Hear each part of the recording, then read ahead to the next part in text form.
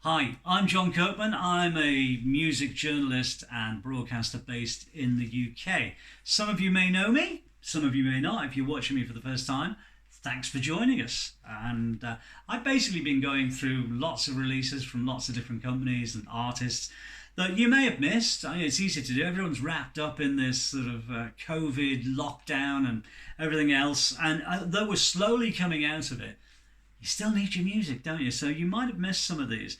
Today, I'm trying not to laugh really because it's actually not a bad album. There's two albums in here, and the name of the band is Tofat.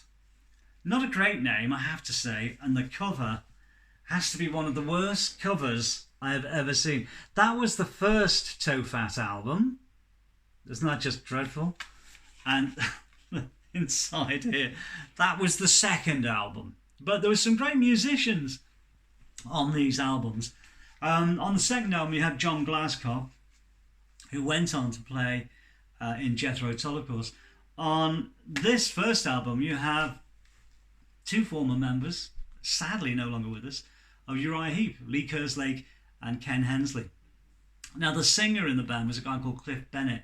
He'd had a fair bit of success in the 60s with a band called Cliff Bennett and the Rebel Rousers. And their biggest hit was a cover of the Beatles song, which was called Got to Get You Into My Life, which was 1966 or thereabout. Anyway, Cliff was still signed to EMI when this came out. Now, I have no idea really why they went with this particular sleeve, but you got to bear in mind in 1969, 70, 71, yeah, I guess people were trying to get noticed, and it was like anything went, obviously, by that.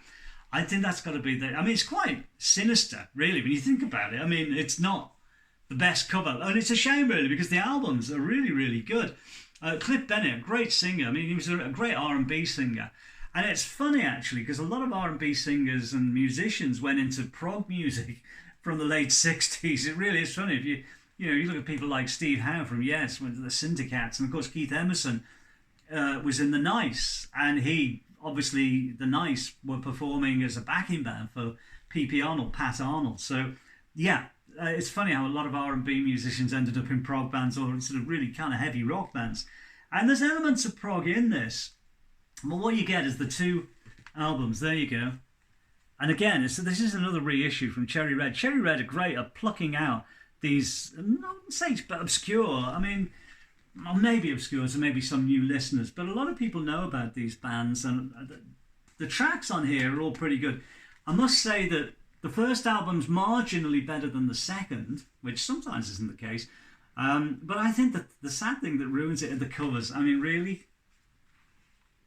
I mean, you can probably get away with that, but that is just sinister.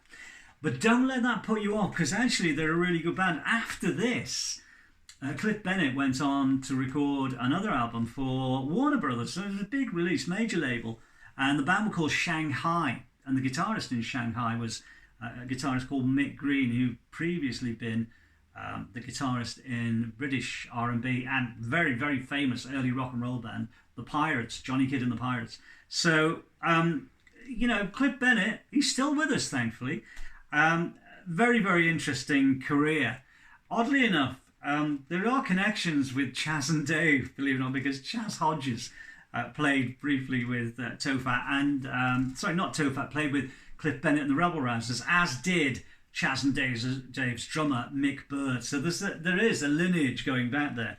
And a lot of people don't realise how kind of rock and roll and at times how progressive Chas and Dave, or some of the members in Chas and Dave actually were. But that's way back. That was back to the 60s. This was kind of late 60s, early 70s, as I said. Not a great cover. It's not one of my favourite sleeves.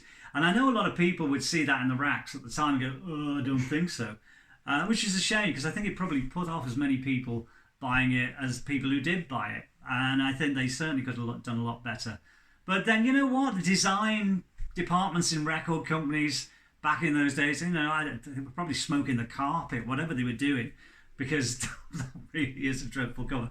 But please don't let that put you off, because the contents of the album's great, and they've got some great musicians on here, as I've said. Cliff Bennett, wonderful singer, and Ken Hensley and Lee Kerslake, who would later go on to vast success with Uriah Heep. Sadly, both of those guys died recently, not too far apart either. So, and of course, John Glasscock, another guy, sadly no longer with us. But a great artifact from the sort of early 70s, one I think you should check out musically. And like I said, ignore the cover, but get the album. You can get it from cherryred.co.uk. It's a double package, as you can see inside here. That's the first album with the head as a toe, and that was the second album cover, which was kind of marginally better.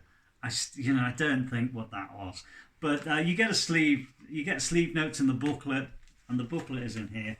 And the sort of main story about the band is contained in this again. And there's a lot of reasons why the band came about. Again, so these dreadful pictures through it, but there you go. Some of the early singles that were released by EMI. It's basically the full story. That's the Tofat 2, I think. And there are the culprits. Not of the sleeve, I might add. That's the band. And it was all looking as they would in 1969-70, suitably hairy. And there's a few other. That's Cliff Bennett there. And again, it's great voice. Really, really good voice. McCartney really rated his version of Got to Get You Into My Life. Of course, way beyond the Rebel Rousers, you have Tofat. And suitably recorded after the Tofat albums was Shanghai. I'm hoping that maybe Cherry Red can pick that up, because the Shanghai album is a really very, very good album. Very basic sleeve on that, certainly not as sinister as that. And I always remember thinking it's going to give people nightmares, but as I've said, don't let the sleeve put you off. Music contained within is really, really good. So thanks for watching this, if not the sleeve. Go and listen to it.